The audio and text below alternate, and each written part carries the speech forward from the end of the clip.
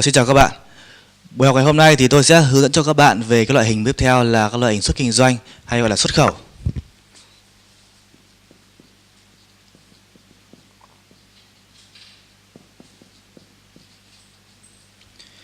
Lần trước là chúng ta đã học rất là kỹ về cái mảng nhập kinh doanh, và trong cái mảng nhập kinh doanh thì tôi có đào tạo cho các bạn về cái phần tìm kiếm khách hàng, sale xuất khẩu, cũng là một phần nghiệp vụ trong phần xuất kinh doanh. Bây giờ các bạn mở file folder xuất nhập khẩu ra. Các bạn mở folder xuất nhập khẩu, các bạn kéo xuống dưới cùng, các bạn mở cái file Word là quy trình XNK. Quy trình XNK. Các bạn mở file Word quy trình XNK. Các bạn kéo xuống dưới, các bạn xem thư mục cái phần xuất kinh doanh. Để chúng ta xem trong xuất kinh doanh thì nó gồm có những cái bước nào. Thì trong xuất kinh doanh thì nó cũng gồm có 3 bước. Bước 1 La Mã là bước chuẩn bị. Bước 2 La Mã là bước khai báo hải quan. Và bước 3 La Mã là mình bước sẽ đóng hàng, xuất đi. Trong chuẩn bị này thì bước 1 nhỏ là bước chào hàng. Chào hàng gửi báo giá. Hay vị trí này thì nó còn gọi là sale xuất khẩu. Là cái công việc mà tôi đã hướng dẫn cho các bạn tìm kiếm khách hàng mua than củi mùn cưa qua Google. Bước số 2. Sau khi chào hàng xong rồi, sang bước số 2 là bước gửi hàng mẫu.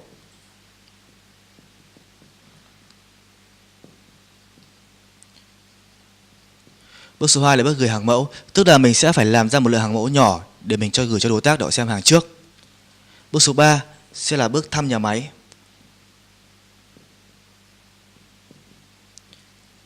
Đối tác sau khi nhận được hàng mẫu rồi, lúc này họ sẽ bay sang Việt Nam để thăm công ty chúng ta. Bước số 4 là ký hợp đồng.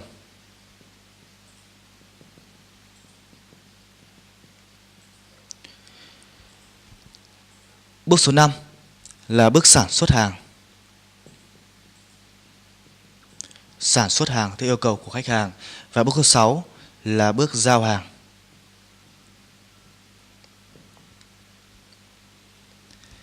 Thì trong cái quy trình này thì tôi sẽ chú ý cho các bạn về cái bước số 6 trước, bước giao hàng. Bây giờ mình đóng vai trò mình là người xuất khẩu, vậy thì cái cách mà chúng ta sẽ phải liên hệ với hãng tàu để chúng ta giao hàng như thế nào?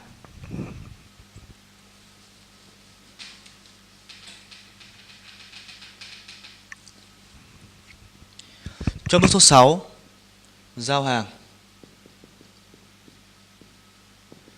thì bước 6.1 là bước rất quan trọng, là bước xin booking của hãng tàu. Là bước mà chúng ta sẽ phải xin booking của hãng tàu.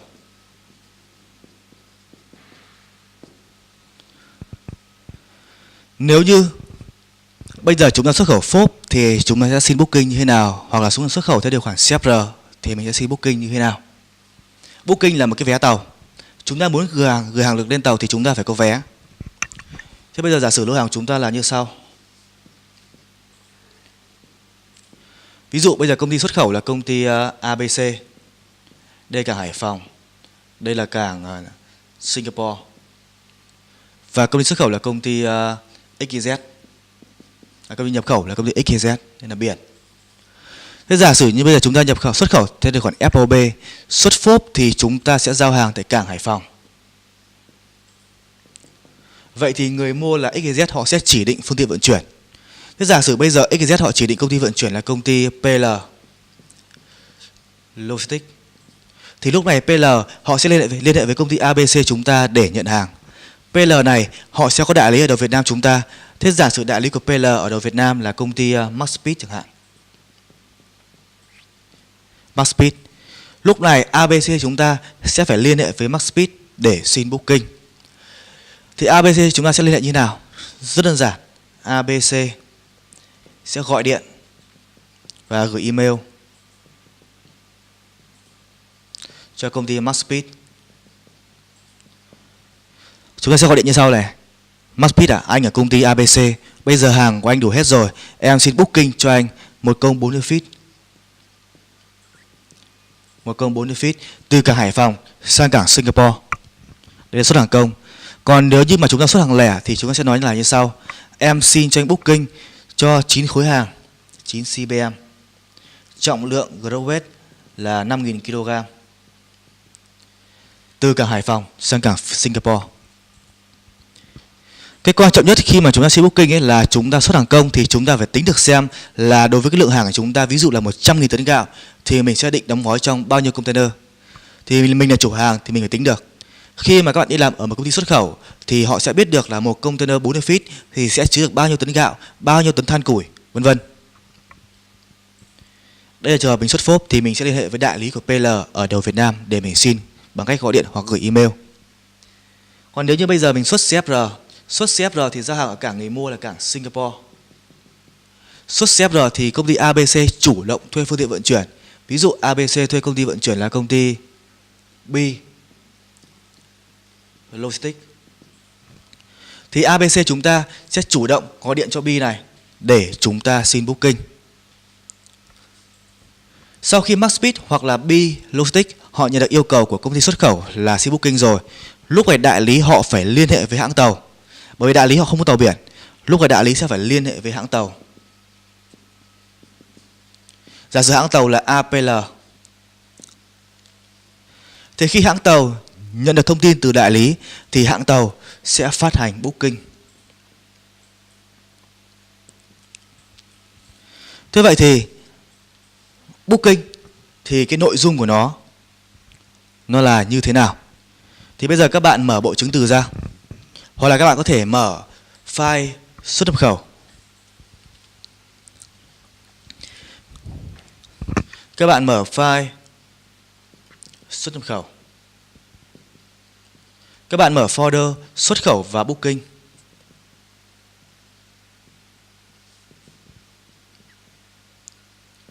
Sau đó các bạn mở tiếp cái folder là booking note. Sau đó các bạn mở cái trên cùng, cái file PDF trên cùng. Cái file PDF trên cùng chính là tờ số 56 trong bộ chứng từ của chúng ta.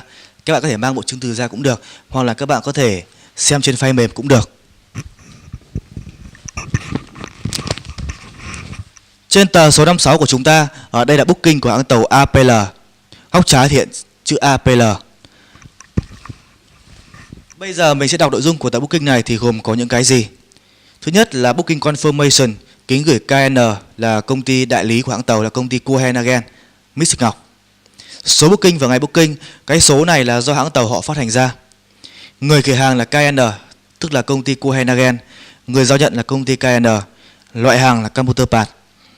Tàu chuyến Trưa Hông 045, đây là tên tàu khởi hành. Ngày tàu chạy là ngày 12 tháng 9 năm 2010. Cảng xếp hàng Hải Phòng, cảng dỡ hàng là Hamburg, nơi giao hàng là Hamburg.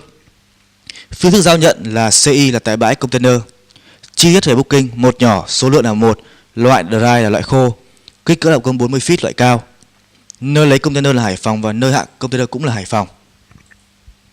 Chúng ta sang phần bên dưới là lưu ý: một nhỏ, nếu hàng có hun trùng, đề nghị thông báo chi tiết thông thoáng cho hãng tàu, nếu không hàng sẽ phải để lại.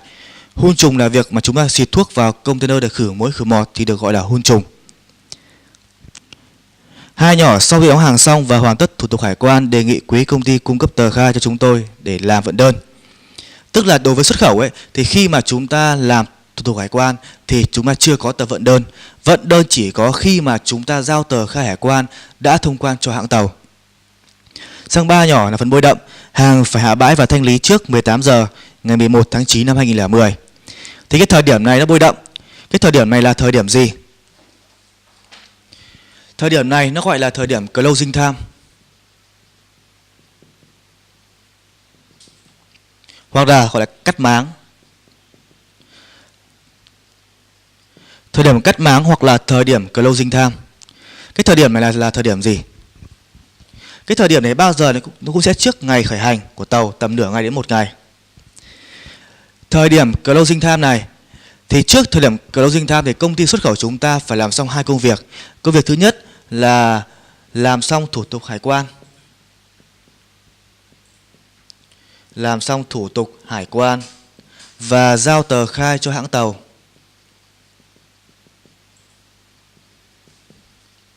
Và giao tờ khai cho hãng tàu.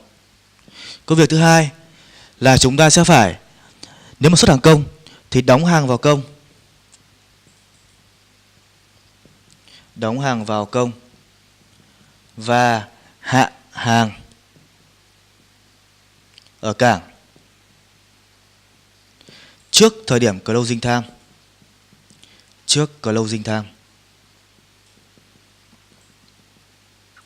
Còn nếu mà chúng ta xuất hàng lẻ thì chúng ta phải hạ hàng ở kho CFS ở cảng Hải Phòng trước thời điểm closing time. Thế giả sử như bây giờ đến thời điểm closing time, một trong hai công việc này chúng ta chưa xong thì chúng ta sẽ bị làm sao?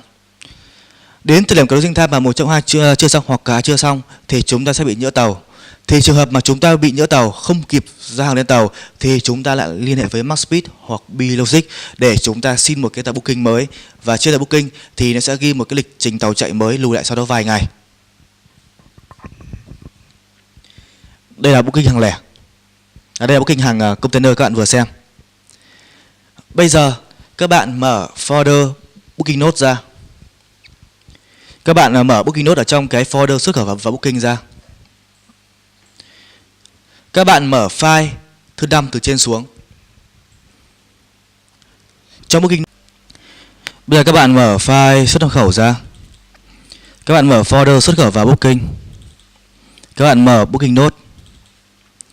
Các bạn mở cái thứ 5 từ trên xuống, LCL-AGS.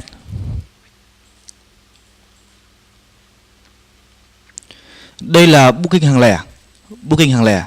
Thì trên booking hàng lẻ thì nó sẽ ghi địa điểm nhận hàng là kho Veganship số 3. Đây là kho CFS. Cả bốc hàng cảng Hải Phòng, cảng dỡ hàng cảng Singapore và cảng cuối cùng cảng Chiang Mai. Lúc này chúng ta là chuyển tải từ Hải Phòng sang từ Sing sang Chiang Mai. Mr. Hòa là người của kho hàng.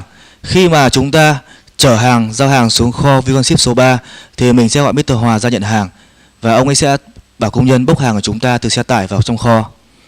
Closing time là 9 giờ sáng ngày 5 tháng 3 năm 2011, và hàng của chúng ta đây là 9 khối hàng.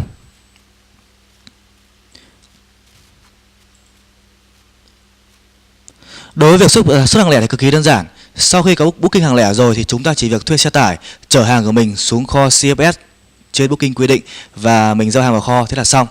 Sau đó về chúng ta sẽ khai báo hải quan. Còn đối với booking hàng công, riêng đối với booking hàng công thì chúng ta sẽ phải liên hệ với hãng tàu để vận chuyển container về kho hàng của chúng ta.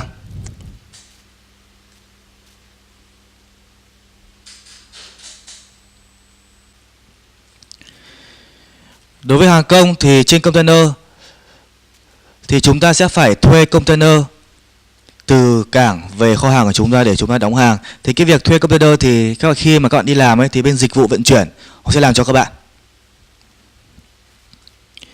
Ngoài ra trong folder booking note của chúng ta còn có rất nhiều booking khác nữa. Ví dụ booking thứ 2 từ trên xuống. Đây là booking của hãng tàu RCL.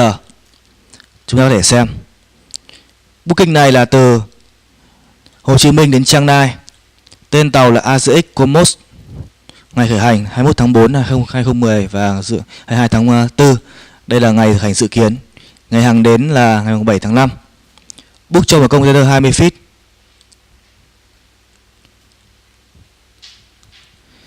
Và hàng của chúng ta đây closing time là 3 giờ sáng ngày 21 tháng 4 năm 2010. Đây là closing time. Như vậy là tôi đã giới thiệu xong cho các bạn về một số cái nội dung về cái booking, là cái đi làm xuất khẩu mà ai cũng phải biết làm. Bây giờ các bạn mở file xuất nhập khẩu ra. Các bạn kéo xuống dưới cùng, các bạn mở file quy trình XNK. Thì trong cái bước 6 nhỏ này thì trong bước 6 nhỏ thì tôi đã hướng dẫn với các bạn cái quy trình xin booking và đọc nội dung của booking là như thế nào rồi. Cái bước này là bước cơ bản nhất, đi làm ai cũng phải biết. Còn từ cái bước số 1 và bước số 5 thì cần phải chú ý những cái gì? Thì các bạn có thể vào trang sau vietgo.vn.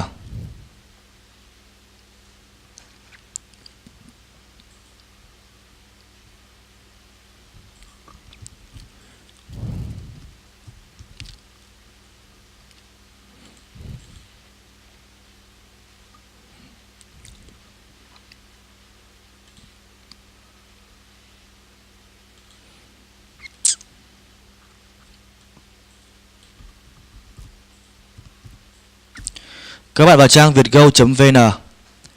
Công ty Vietgo là một công ty chuyên về xúc tiến xuất khẩu.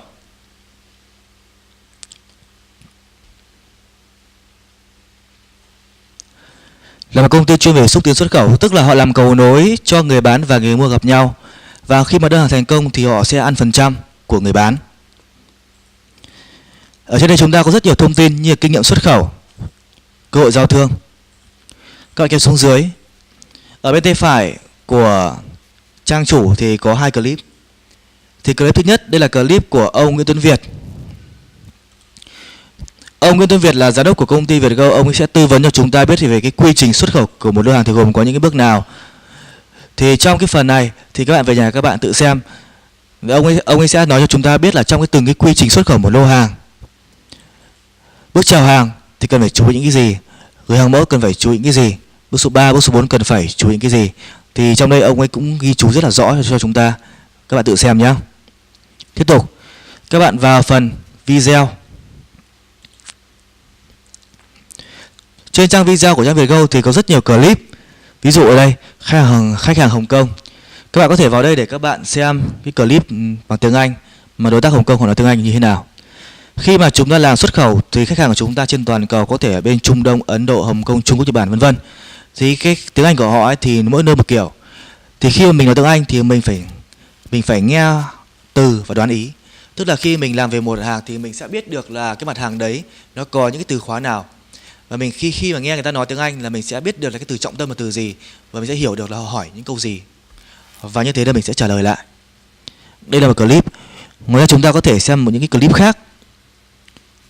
Ví dụ đây còn rất nhiều clip khác nữa. Chúng ta có thể về tham khảo. Trong cái phần xuất khẩu thì cái bước quan trọng nhất trong cái phần này là cái bước một nhỏ, là bước chào hàng gửi báo giá. Là cái bước mà tôi đã đào tạo cho các bạn trong những buổi đầu tiên.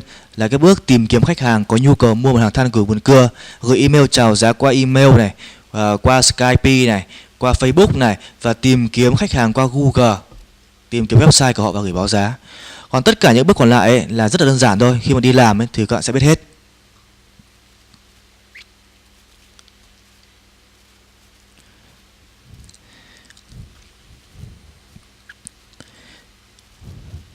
Như vậy là tôi đã giới thiệu xong cho các bạn về cái phần xuất khẩu. Trong cái phần này thì trong cái phần khai báo hải quan của phần xuất khẩu thì nó cũng tương tự như là đối với phần nhập khẩu thôi. Trong xuất khẩu ấy thì khi mà chúng ta mở tờ khai hải quan thì chúng ta phải có bộ chứng từ gồm có hợp đồng, invoice, packing list, giấy phép xuất khẩu theo từng mặt hàng nếu có. Vận đơn thì không cần. Đối với xuất khẩu thì chúng ta chưa có vận đơn.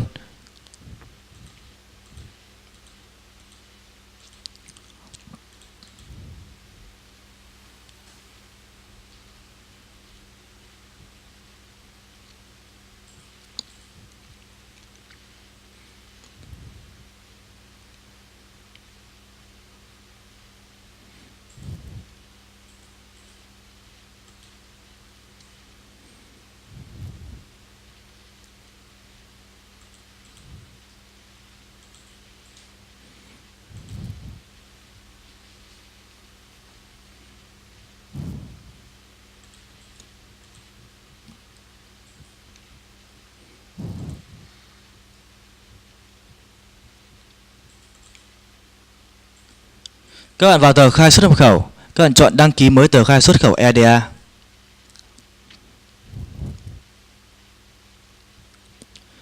Khai xuất khẩu thì cũng khai tương tự như nhập khẩu, thậm chí còn dễ hơn. Mã loại hình của chúng ta là B11. Xuất kinh doanh thì mã loại hình là B11.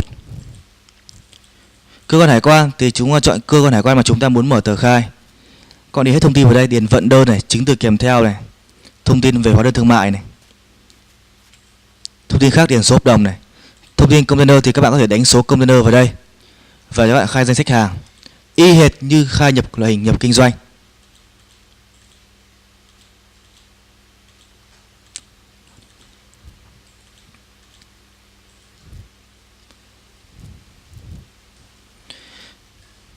Đối với cái việc xuất khẩu thì một số mặt hàng là phải xin cấp giấy phép thì mới được phép xuất khẩu. Ví dụ như là mặt hàng than củi mùn cưa Xuất đi là chúng ta phải có giấy phép của hạt kiểm lâm. Hay là mặt hàng gỗ, xuất đi cũng phải có giấy phép của hạt kiểm lâm. Xuất khẩu mặt hàng liên quan đến khoáng sản là chúng ta phải có giấy phép của Bộ Tài nguyên và Môi trường, vân vân. Họ sẽ cho chúng ta một cái văn bản, và cái văn bản đấy chúng ta sẽ kẹp vào bộ chứng từ để chúng ta làm thủ tục hải quan.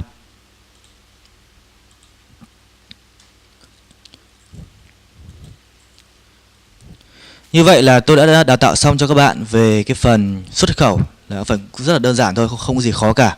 Khó nhất là bước số 1 thì tôi đã đào tạo cho các bạn rồi. Như vậy là chúng ta sẽ kết thúc buổi học vào ngày hôm nay.